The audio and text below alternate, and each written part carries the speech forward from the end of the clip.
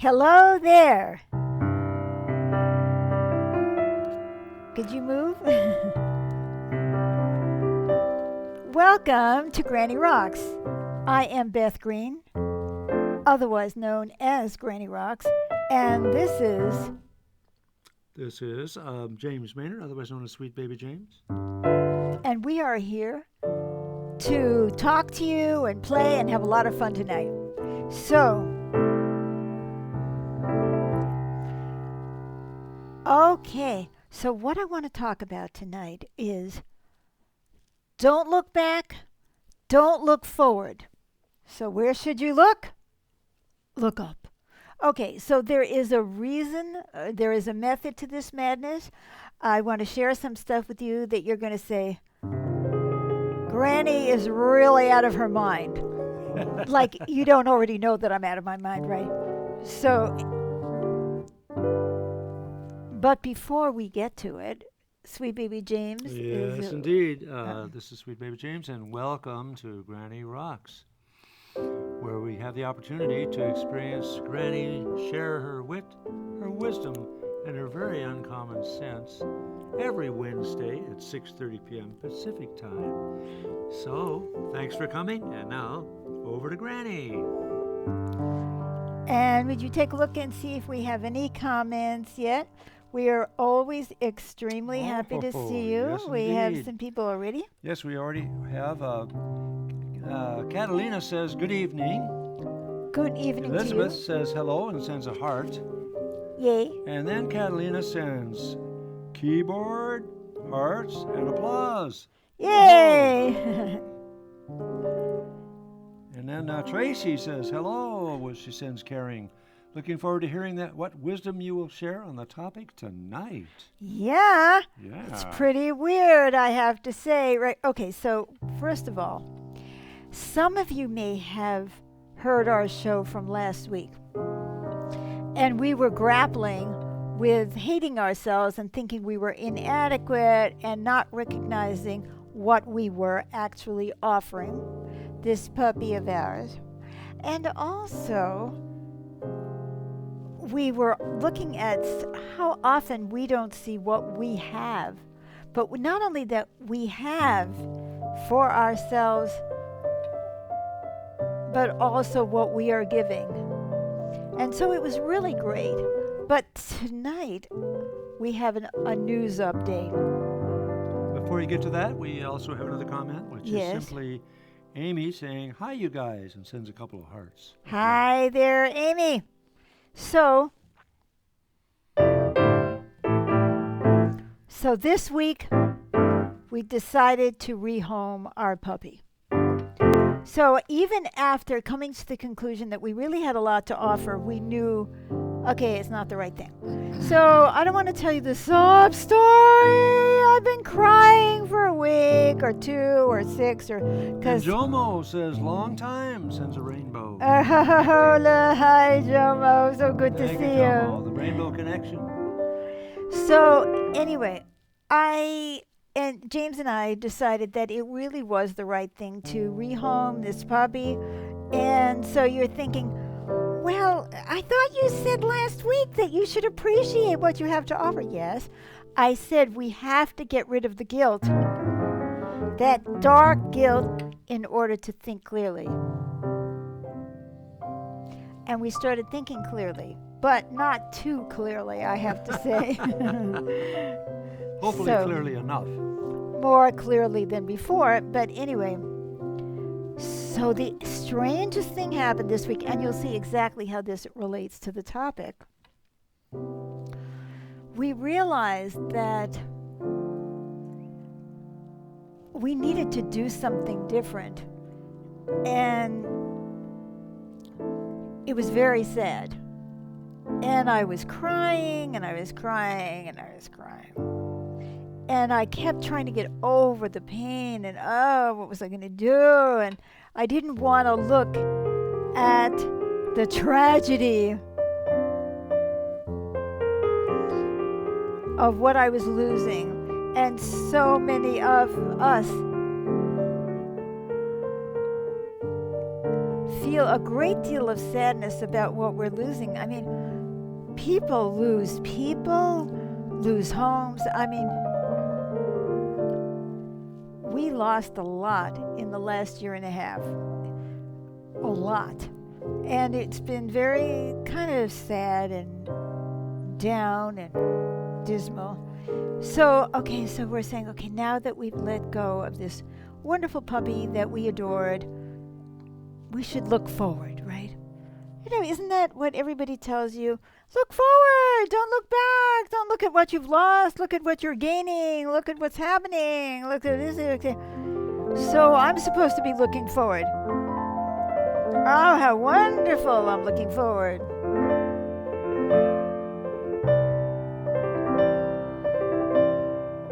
Well, you know something? That didn't help me one bit. I kept thinking, what's wrong with me? What's wrong with me? No matter what, I'm sad. I'm so sad. And I keep seeing this little face of hers, so cute, so loving, so energetic, so vital. And she's running and running and running in my mind.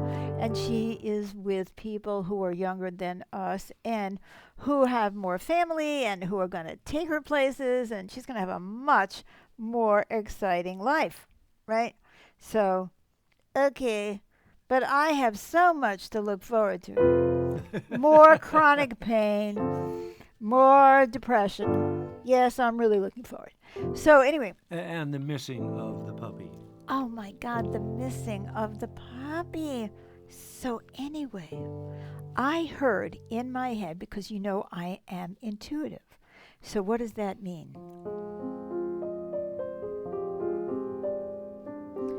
I hear voices from outer space, right? Okay, you don't believe that. I don't care what you believe. I get these messages, right? And so today, when I was just still crying, trying to look forward, but still crying, I heard, look up. Look up. Look up. Look up. All I can think of, if I look up, I'm going to strain my neck. I don't have a very healthy body. So who's going to look up, right? What does that mean anyway? And suddenly it came to me, looking up means looking for awareness, consciousness, much more awareness and much more consciousness that I was bringing. See, so you might call that higher consciousness, higher than what you were. Exactly. It's like you've been driving around in the airplane, and you could either go forward or back, but looking up means you could fly and connect to something higher. Or hit the ceiling with my head, and it looks like we have some. Todd says hi. Okay. With a nice, cute icon waving to us. Okay. That's it for now. Very nice. And this one isn't for us too. We already have that. Okay. Very good. Okay. So I'm thinking. All right. So look up. Look up.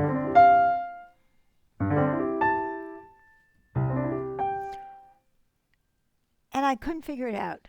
I couldn't figure out what looking up actually was going to translate to. So now I want you to be thinking about this, not because you feel sorry for me, although that would be very nice.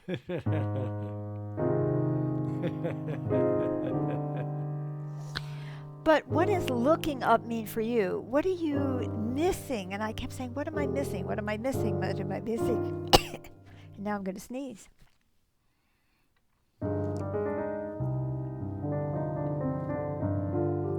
So I kept seeing my old dog. I lost a dog 15 months ago or so, 16 months ago. And he was so devoted to me, and I was devoted to him. And it was just wonderful. And every time I got up and walked, he walked with me. He was one of those, what I always wanted in a dog, so devoted. And so then what would happen? Supposing I wanted to take a walk in the house because I was too sick to go outside. So I'm trying to walk. So he would walk with me. So I would walk up down the hall, up and down the hall, and he was going crazy, and he was old, and he was sick, and he's trying to keep up with me going up and down the hall, and I'm thinking, for God's sake, stop following me. I don't want you to be going up and down the hall. But that's the dog that I wanted, the one that was devoted to me, who was going to go with me everywhere. And the new dog didn't do that. She said, I don't want to go up and down the hall. This is boring. I want to go lie down in the middle of the living room, or I want to go destroy something. Or I want to go run outside and run around. Exactly. So that was really, really interesting. So I thought, well, maybe I didn't really need that same kind of dog. Well, all right. So now this is the point where everybody is going to say, crazy, absolutely crazy. You are crazy. Okay. So I'm crazy, but I'm a happy crazy. I want you to be as happy and crazy as I am. So I thought about the new puppy, Evie, and how much more independent she was. And I said, okay, that's really great. But now I'm losing her too. And she's so full of energy. And, oh my God. And then I would see her in my mind. And I just kept crying because I was losing her. And suddenly I realized when I looked up, guess what? What?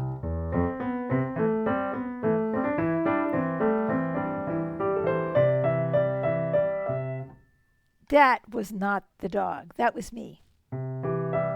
I had not, when we gave up that dog and rehomed her, she went to a family that worked better for her, and I got to keep me.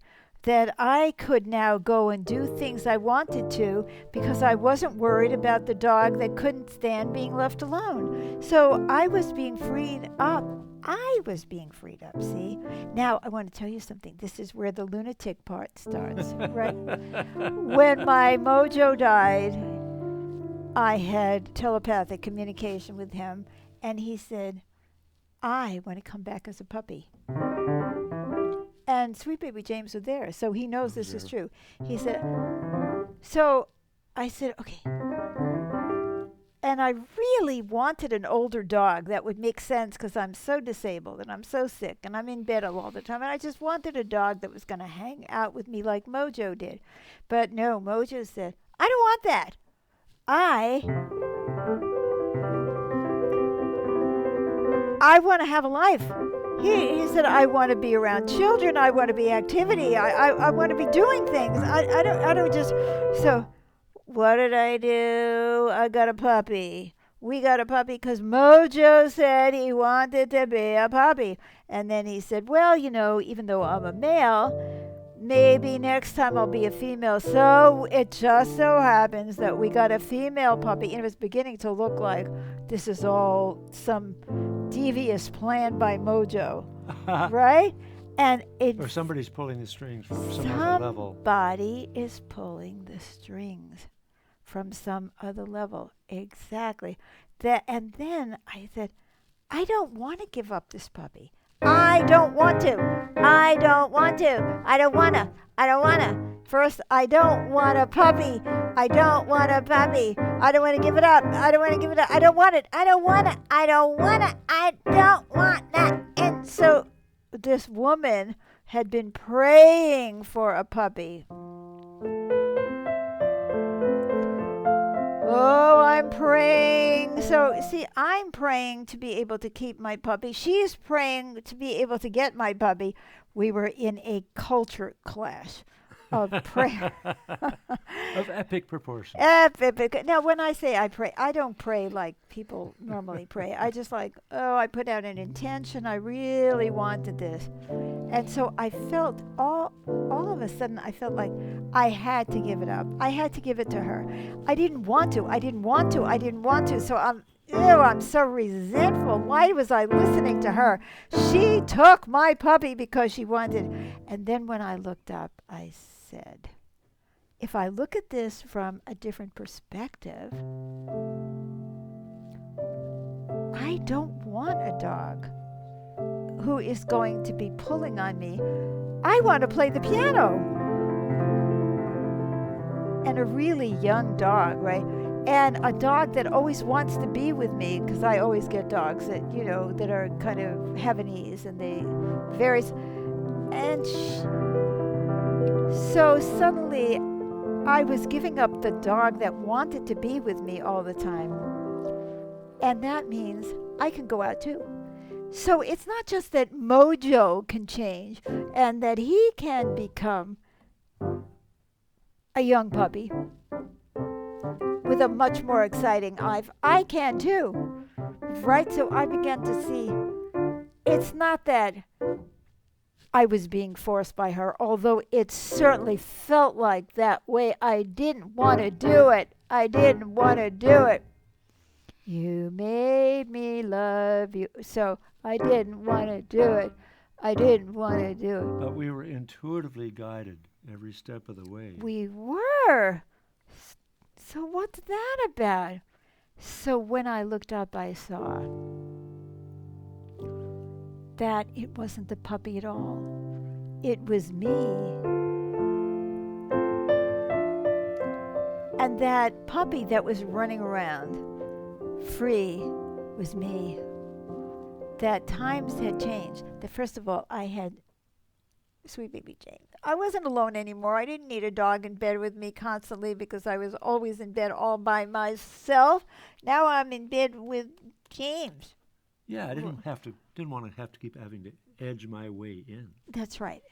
And and that I have a lot of things going on. I mean, I played at this dance concert, sacred dance concert on Saturday in Scotland that came out of Scotland, and he's already invited me to come back, and he wants me to do a special.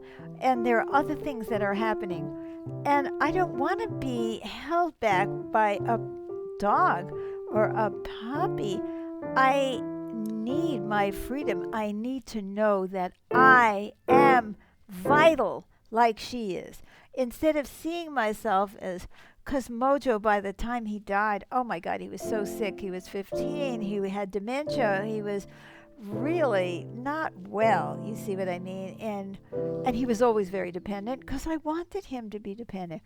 So by realizing that I wasn't being forced into something that I didn't want, although it felt like that I was actually being liberated from something that I no longer needed. And I think you guys will be able to relate.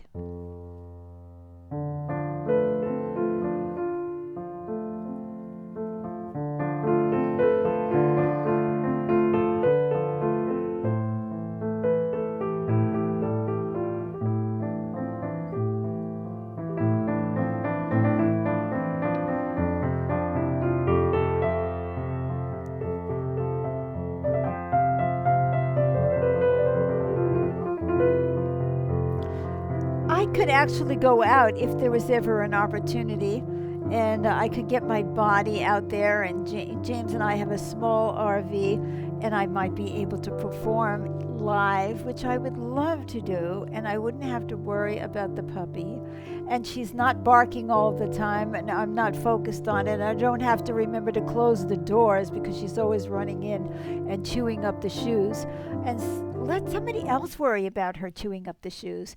So there's something I'd like to add. Go ahead. Another aspect of this, getting a higher perspective, a more neutral, objective perspective, if you will, is that you were able to connect with, hey, what's for the highest good of all, including the puppy? And the puppy is in a much better situation, geared to her particular energy and dynamism, and you two were able to complete something. If that truly was Mojo having come back to experience a different kind of life, with more energetic and more active. He wanted that. Yeah. And I was serving the him. Completion by you letting him go. So you could have that. If you could see it as karma, which I don't necessarily believe in. I don't necessarily believe in anything. So I had completed, he had given me 15 years of devotion, and I gave him this last year of raising him to the point that, and James and I did this together, to the point that the right person could come along, and I was an agent of divine consciousness. So what I want to say is, but it was kind of more than, yeah, it was better for him. It was that I realized that there was a whole different meaning to this, that this was me. You understand what I'm saying? Yeah. This was really me. And so now I'm looking at images of her flying by my mind, and I'm saying, that's me, that's me, that's me, that's me. I'm not losing anything. I've internalized that. And isn't that wonderful? You know. Certainly, and it looks like it's going to help you get out into the world more, be more active. Even and if I do never your calling. That's right. Even if I never leave the house, I have more time. We didn't have to worry about her being on the floor, barking right in the middle of our group. So, looking up means gaining higher consciousness, as James said. Having a much bigger perspective. And sometimes it takes a while because we're so stuck. You know, I'm looking back and saying, oh my God, look what I lost, look what I lost, look what I lost. And looking forward just didn't do it for me. I really needed to understand that this was a transformation for me.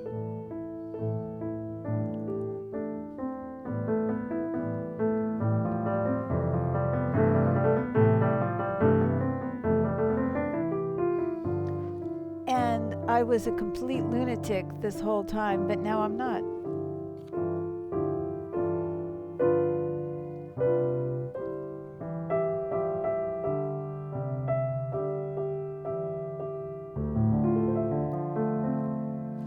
So now do you get what I mean by don't look back? Like, don't sit there and, well, I mean, you can grieve, and, you know, that's really important. It's important to grieve, you know, at times.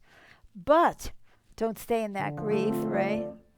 And yeah, you can look forward and say, gee, look at the things that I can do now. But it's more than that. It's a commitment to always seeing what is. And I realized that I was an agent for him to fulfill his desire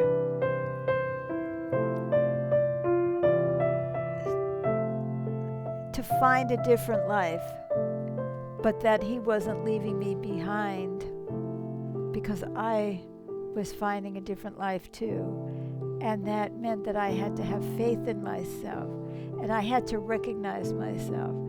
And I saw the universe was pushing me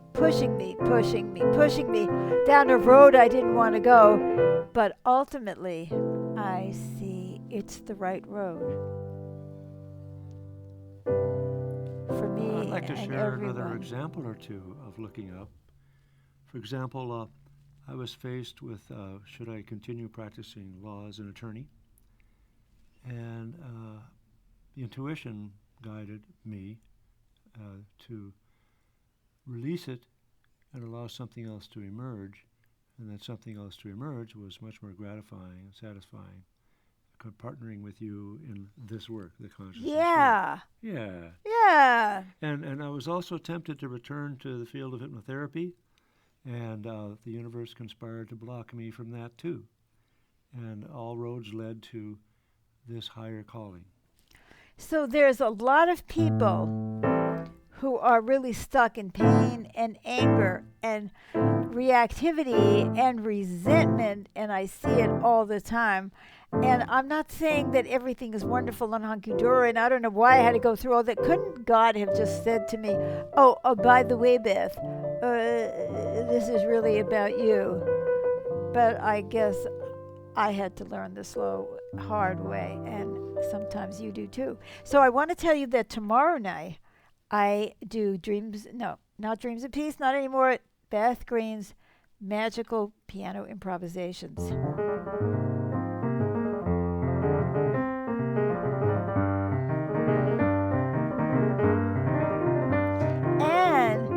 So that's Thursday nights at 7 p.m. Pacific time. And the other thing is we come back every Wednesday at 6:30 p.m. Pacific time for Granny Rocks, where I play the piano and talk to you. And I have a new album that was released, and we have a post about it, and I'm going to be putting out more, and you should listen to this music. It's really beautiful. You can take me anywhere because it's all on audio, and we have this thing that you can click on, and it'll take you to all the links, and it's so wonderful. You can hear samples of each of the selections. Yes, you can. And then it'll take you to Spotify or Pandora. So, and there's more coming, lots of things coming. So, I am happy to move into the unknown future guided by the invisible hand, which sometimes feels like it's sitting on my head, oppressing me. But sometimes I can see that it's liberating me. So we have to close. Yes, So, indeed. Thank you to our viewers. As always, you have been making this show a great success, I am happy to say. Yeah, thanks for And coming, and we'll see you next time. that's right. Bye-bye.